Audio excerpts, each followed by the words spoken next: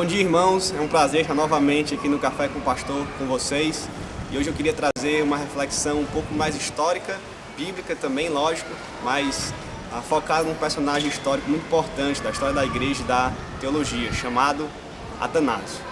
No século IV surgiu um debate muito importante na nossa história da igreja, que foi sobre a dupla natureza de Cristo e a Trindade. Um homem chamado Ário questionou a divindade de Jesus, chegando a negar a divindade de Jesus, dizendo que ele era apenas um homem habitado pelo Logos, ou pela alma divina.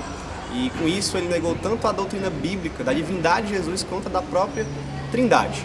O que aconteceu foi que o imperador Constantino chamou um concílio na cidade de Nicéia, em 325, para debater sobre esse assunto.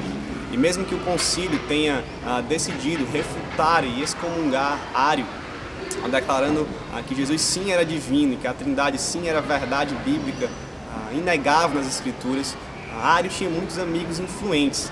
Então as ideias dele não morreram ali, a teologia ariana não morreu ali.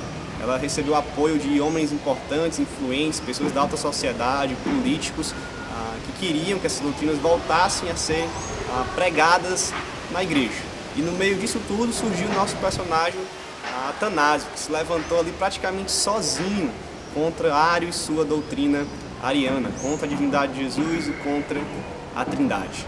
Existe uma frase marcante que ficou na história de que quando Atanásio foi indagado se ele permaneceria de pé praticamente sozinho contra todo um mundo que queria a volta do arianismo, ele disse: se o mundo for contra a verdade, Atanásio será contra o mundo. Então ficou um lema famoso na história da igreja que diz Atanásio contra o mundo. Se nós formos para Romanos capítulo 12, versículo 2, nós vemos aqui Atanásio fez aquilo que Paulo ali diz: não se amoldar aos padrões deste mundo.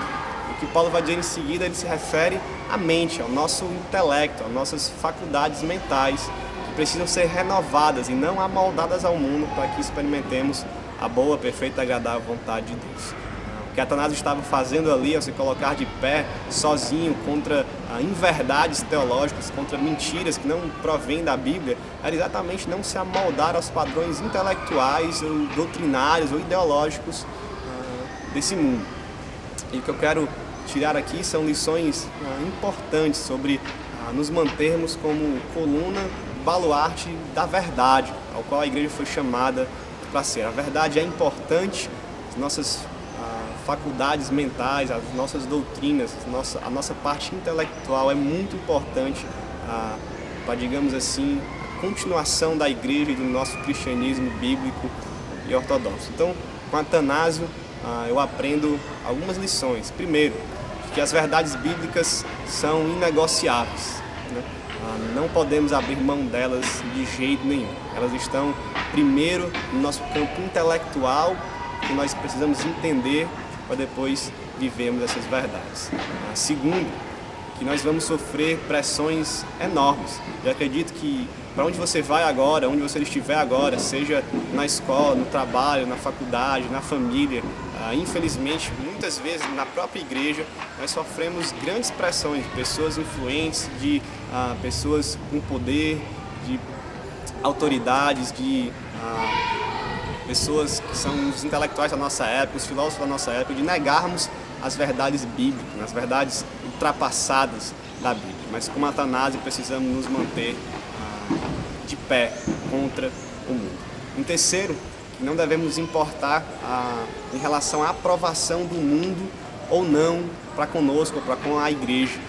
Atanásio mesmo foi reprovado, foi exilado do seu cargo de bispo lá em Alexandria, por ter se negado a receber Ário de volta na igreja. Então, ora ele foi lembrado, ora ele foi esquecido, ora ele foi excluído da igreja, mas permaneceu sempre do lado da verdade, não buscando agradar a homens, mas sim a Deus. Então, não nos importemos com isso também. Vamos sofrer as perseguições, vamos ser ora esquecidos, ora lembrados, mas precisamos estar do lado da verdade. E uma aplicação extra aqui que eu queria deixar é que o debate teológico, o ensino teológico e defender a teologia intelectualmente é muito importante para a história da igreja e para que o reino de Deus continue avançando.